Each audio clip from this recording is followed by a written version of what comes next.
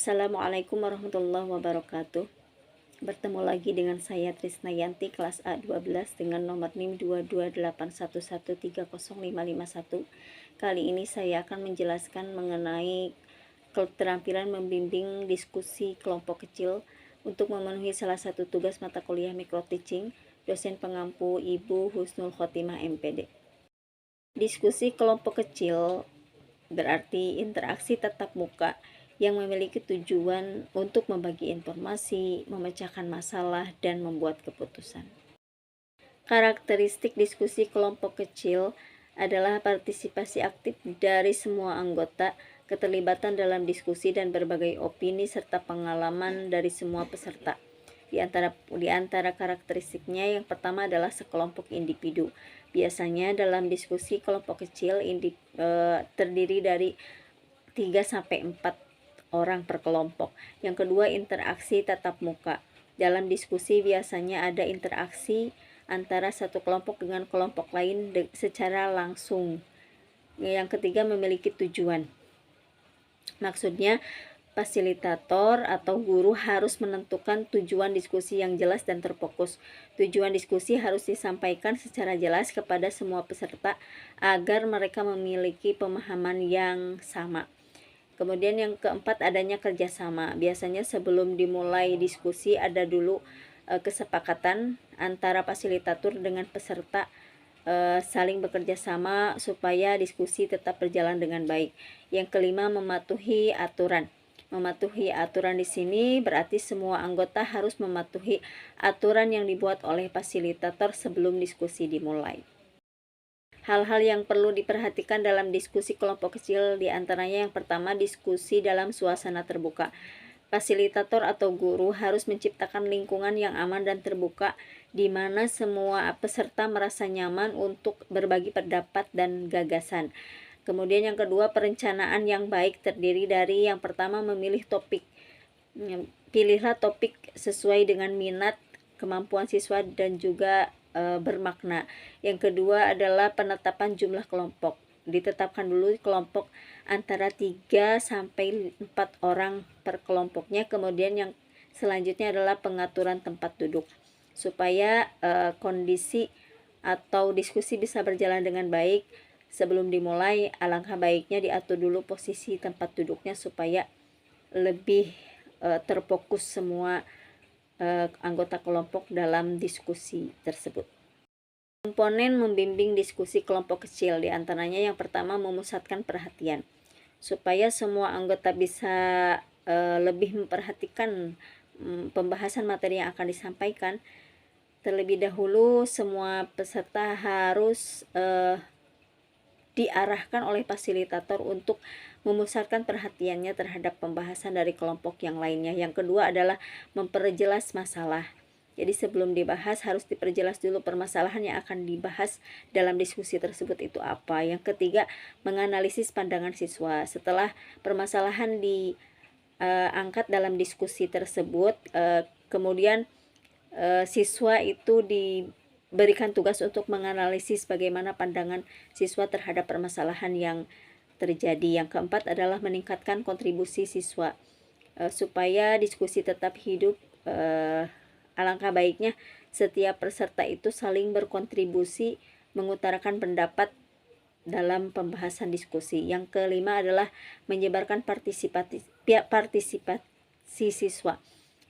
Kemudian yang keenam adalah menutup diskusi.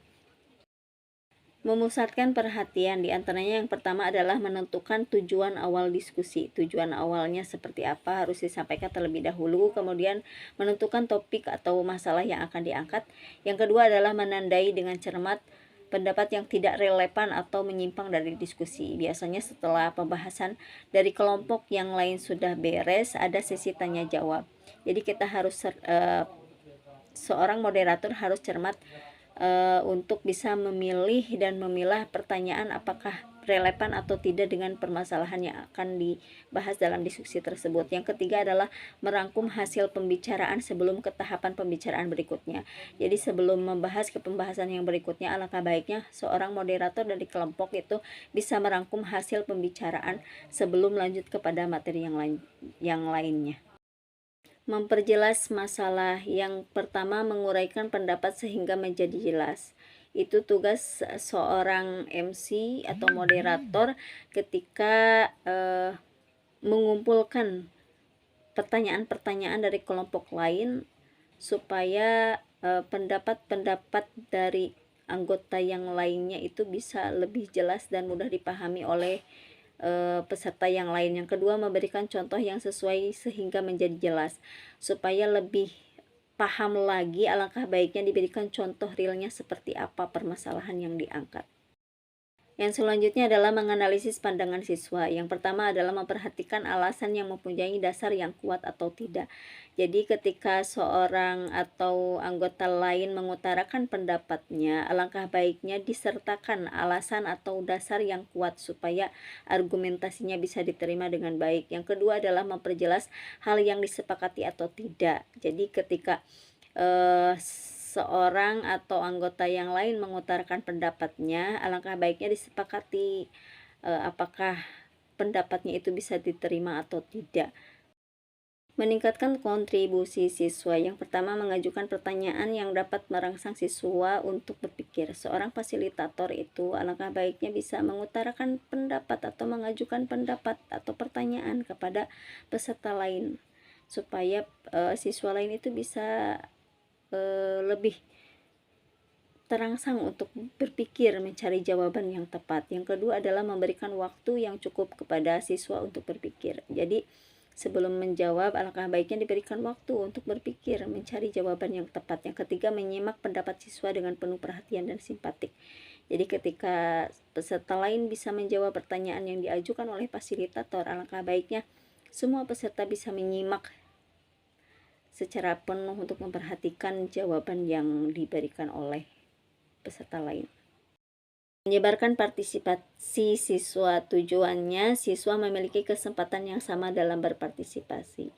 Jadi diharapkan semua siswa itu bisa berpartisipasi, tidak ada yang diam saja. Jadi semua berperan aktif ketika diskusi berlangsung. Yang kedua, mencegah siswa yang suka memonopoli.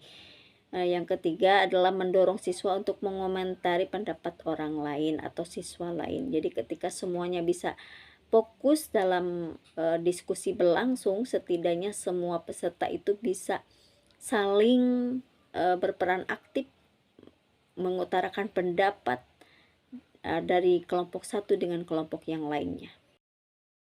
Terakhir adalah menutup diskusi. Di antaranya yang pertama, seorang fasilitator harus mampu merangkum hasil diskusi bersama siswa. Jadi hasil diskusinya tersebut dari mulai pembahasan permasalahan yang diangkat sampai pendapat-pendapat dari anggota atau peserta yang lainnya bisa disimpulkan oleh seorang fasilitator atau moderator. Yang kedua, meminta siswa untuk menilai proses maupun hasil diskusi. Jadi bagian akhir, seorang fasilitator memberikan waktu kepada peserta lain untuk bisa menilai proses dari hasil diskusi tersebut. Foto ini bisa dijadikan sebagai contoh seorang fasilitator memimpin diskusi kecil kelompok dalam kelas. Itu saja yang dapat saya sampaikan mengenai pembahasan keterampilan memimpin diskusi kelompok kecil. Semoga ada manfaatnya. Akhirul kalam. Wassalamualaikum warahmatullahi wabarakatuh.